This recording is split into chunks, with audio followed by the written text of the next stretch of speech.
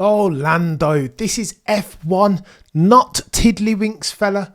The oldest, lowest hanging trope in F1 history is that nice guys finish last.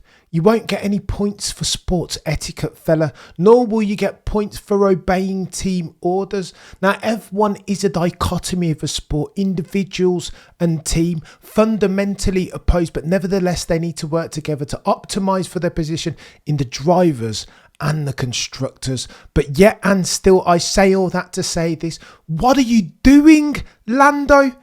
You were 6 seconds down the road, chap. Okay, fortuitous circumstances. You were given priority in terms of pits, and we can talk about that another time. I don't understand why McLaren did that, even if they want to fend off people charging the likes of Lewis and Maximilian Verstappen. But yet and still, Lando, it was within your grasp. 25 points, chap.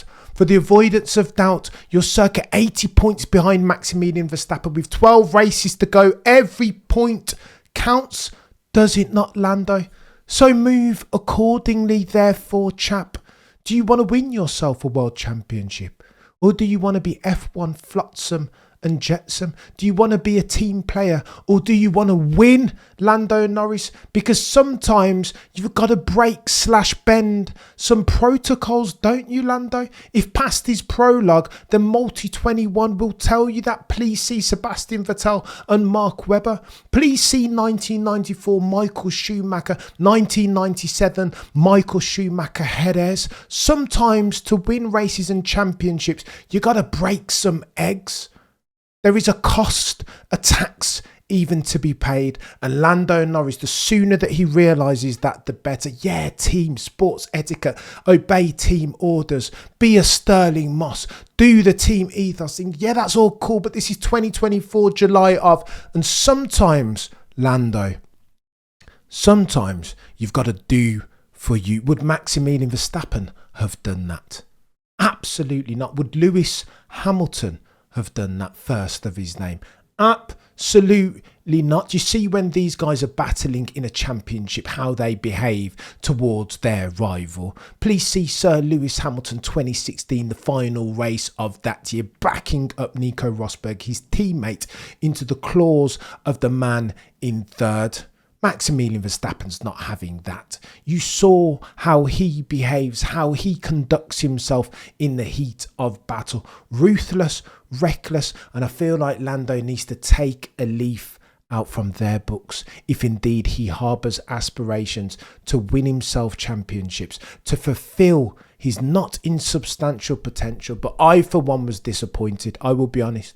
For the longest time season today, I've been begging Lando Norris to get his elbows out. He flops to start again and blames it on the change into second gear, saying that his launch was a good one. Okay, that's fine. But how about towards the end of the race, chap? The destiny was within your hands. But yet again, Lando, not to be overly critical of the chap, who is, by the way, brilliant. Yet again, Lando Norris seizes defeat from the jaws of victory. 25 points was there for the chap. And again, 25 points becomes 18. What are we doing? And we need to talk driver hierarchy if indeed McLaren want to be a serious team going forward. Because this is the thing. You can't afford to leave not even 1 point on the table if indeed you want to win yourself a constructors and or a drivers championship.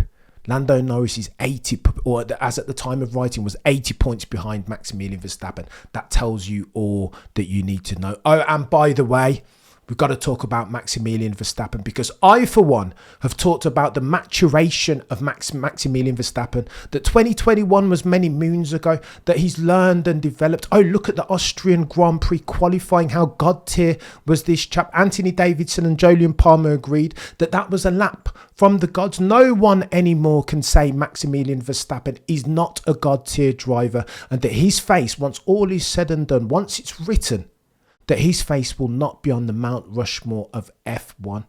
However, there's always been a question about Maximilian Verstappen and his temperament. The red mist, Max Verstappen. I've argued that that dude is gone. That's the remnants of history now. 2021, again, many moons ago, but yet the naysayers will come out and argue me down. Look at what Max Verstappen did today, they will say. He was clumsy. He allowed the ineptitudes of the team to affect him towards the downside. His performance was erratic at best, F1 flotsam and jetsam at worst. Where is my argument, guys? What can I say to argue them down? I've just watched a gazillion times the incident between Sir Lewis Hamilton. I have no case. I would love to play devil's advocate to Maximilian Verstappen and shout down the naysayers. However, he was clumsy, for Pete's sake. He locked up his tyres. There's no way that you can blame Lewis Hamilton for Silverstone in 2021 and not lay the bulk of the culpability at Maximilian Verstappen's door for the incident that he had at the Hungarian Grand Prix with Lewis Hamilton. Racing incident, of course you can say that, but if we are doing the black and white thing and putting culpability at somebody's door, then Maximilian Verstappen has to have some. And then how about his chat over the radio? Maximilian Verstappen was asked, you were told that by GP that the stuff over the radio is childish.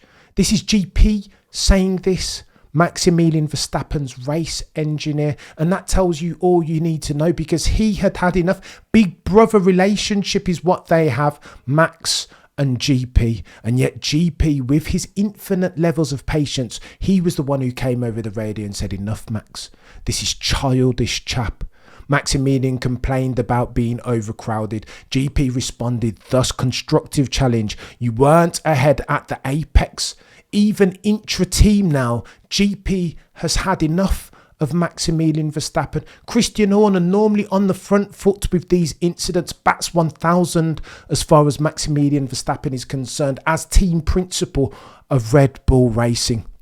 Even Christian Horner was on the back foot. I think it was a racing incident, he said. That's how Christian Horner characterised the incident. That tells you all that you need to know. This wasn't Max's finest hour, if we're being honest and objective. You guys know me. I sing Maximilian Verstappen's praise each and every single time. I desperately want to forget the low point, the trough that was the Hungarian Grand Prix, but time and place, we've got to talk about it because it's a hot topic. These are the narratives that fall off of the race that was. He is brilliant, absolutely incredible at his very best. I'm not sure there are too many F1 drivers in history that could do what he's done at 2022 Suzuka. Last weekend at the Austrian Grand Prix in qualifying, 2 weekends ago even. This dude is levels. However, the red mist is still there. Max Verstappen is the mature guy, the guy that doesn't let these things affect him. Again, work in progress. He was absent for the Hungarian Grand Prix. The swearing over the radio again is a polemic thing, is it not? Bearing in mind kids all over the world are watching. Max Verstappen, when questioned on this, responded, listen, if you don't like it, if I can't vocalise my frustration over the radio in the heat of the battle, then go home. This isn't for you. It is not F1 tiddlywinks. Not snowflake F1. And I don't hate that sentiment, but it doesn't sit well with me with the fact that Max Verstappen allowed the ills of the team, the fact that strategically they were uncharacteristically poor today, but that Maximilian Verstappen allowed that to affect his performance to the downside. Oh, the humanity. It bodes very well for the championship, and F1 fans all around the world are watching and waiting with bated breath to see how this plays out going forward. Oh, and by the way, shout out to one Sir Lewis Carl Davidson Hamilton.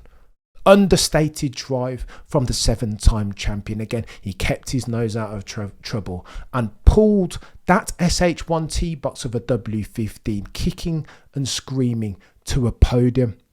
He's gotten back his mojo, has he not? For the avoidance of doubt, the salient point in and of all this Hungarian Grand Prix is that there is one man who's been doing this consistently for the past gazillion years in the face of adversity, driving around the ills of his team and putting in performances that the car has no place getting done. Improbable outcome settings.